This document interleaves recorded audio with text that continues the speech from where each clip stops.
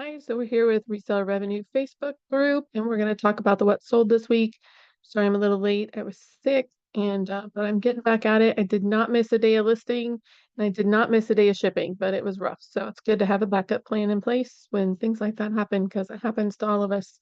I was a little short of my $5,000 goal this week, and that's something that we talk about a lot in the group is our individual goals, where we're at, where we want to be, and how we can help each other get there. So if you're interested, just check out the Patreon of Reseller Revenue, and we meet every morning, Monday through Thursday, and then we have some niche calls too. So jump in there if you're interested, and we'll jump right into my what solds, and we'll talk about them a little bit.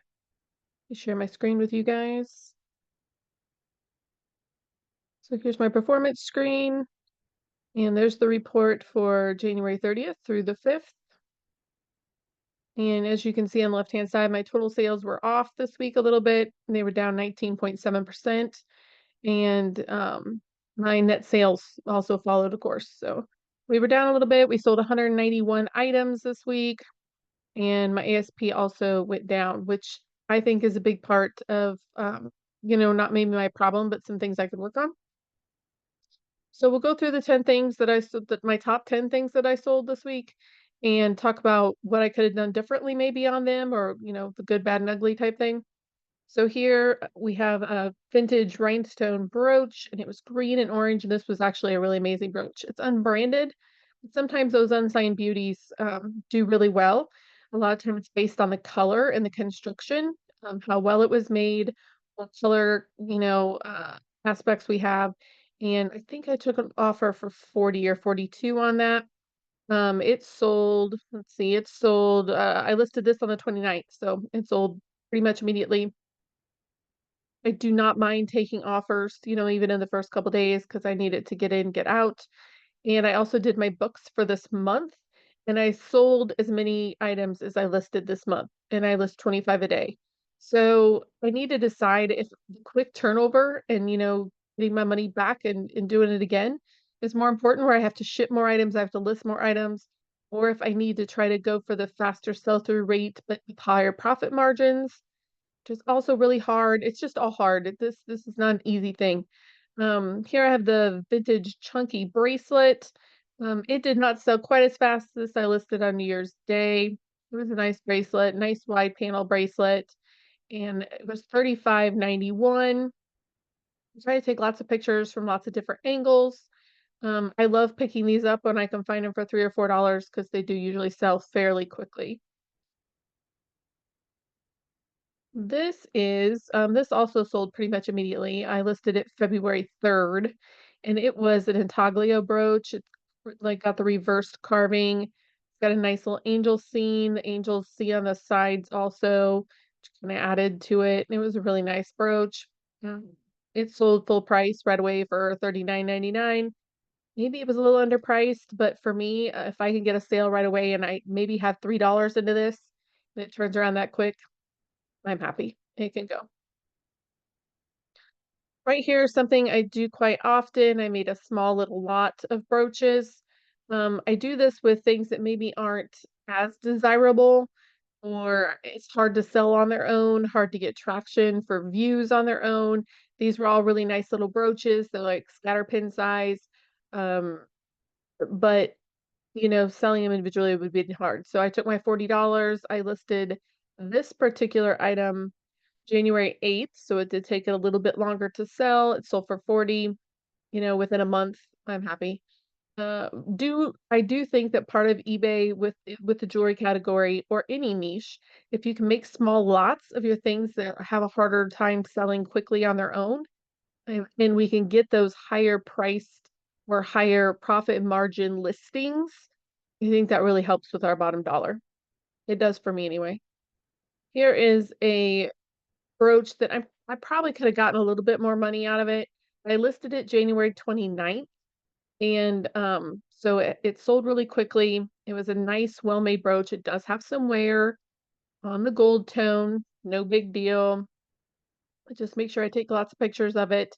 And I did put in the description that there was some vintage wear, had a nice color, yellow is a good color. It was heavy, well constructed. See the back there? There's the back. So it did sell pretty quick and for $50. So I was happy with that.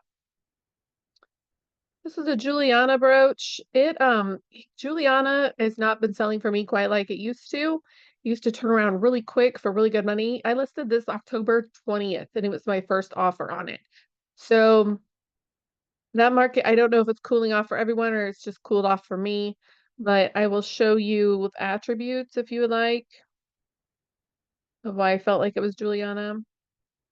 So, well, I did find it in the book, and because I did not see any figure eight puddling, I was not sure, and so that's why I went and not all Julianas have figure eight puddling, and not all of them will have all the attributes we think of. So I did reference the number in the database. So is it Juliana database that you can look online, and it was number 1827. So I do make sure I try to reference my Julianas from the database so that collectors will know why I think it is Juliana since they are not signed. This is a penguin lighter. I really like vintage lighters. They do really well for me. I'm learning more about them all the time. I kind of enjoy learning about them. I think I took a $100 offer on this one. I would like to continue to learn about them, and I might do a video about them too because they're just fun. Here's a Whiting and Davis red glass bracelet. It's got the leaves, and it's a cuff bracelet. Whiting and Davis doesn't usually command this high of a price. In general, they do have some nice pieces. However, this was just a stunning cuff bracelet and it was in a really nice color, very large. I listed this in October also, so it wasn't as quick of a seller as I would like, but it worked. Here's a Florenza molded rhinestone bracelet. I put Reed in the title because it was missing a few of the small stones. Still sold for $99.99. It was a very nice bracelet. It's got those cool molded rhinestones. There you can see one of the missing rhinestones. I try to always put Reed in big letters in the title if there's things wrong with the item and I want people to pull their attention to it and read it. This was fun because I had done a call about watch fobs, and it was just kind of cool because I didn't really know what this was. When I got it in a lot box, I found it at the bottom of a junk box actually, and it was in a scraps and pieces lot. And I just thought it was really unique. And I found out it was a spinner rolling seals watch fob. So that was really cool. And the price wasn't too bad either at $135. It's probably gold filled, I'd imagine, but I did not test. So that's what I have for this week. Those were my top 10 sales. I'm pretty sure this week's sales are going to be a lot lower than I'm used to. I did something that I always know I should not be doing, and I get precious about my prices. I start crunching numbers, net profit per item, and I start getting nervous that I'm not making enough money per item. And then I do silly things like I lower my promoted listing rate, thinking, well, I need to keep more of my net profit. And then what happens? My net profit per week plummets. So for my store, I just need to make decisions on whether I'm willing to wait and sacrifice that net profit per week, which is my paycheck, or if I, should not give eBay as much money, or if I'm willing to pay the piper to get the sales, basically. So, and also if I don't run sales, then I feel like I don't get the sales either, if I don't run the markdowns. However, that also makes me think that if I was reviewing somebody else's store with that problem, I tell them, well, then your prices were too high. And that's probably what my problem was. So I may do my own store review and record it maybe as a call because like I'm so used to reviewing other people's stores that it might be interesting for me to take an objective look at mine, or maybe I'll invite a guest, another jewelry seller on to review my store and kind of give me a kick in the pants to remind me that I need to follow my own advice all the time and sometimes I forget. So I would tell people quit being precious about it, let it go. And if you had a 30-day sell-through rate, that's really good. So and I did. I had a 30-day sell-through rate. Well, I sold as many as I listed, I guess, in January. So I need to decide which model I want to go with, and then I just need to stick to my business rules.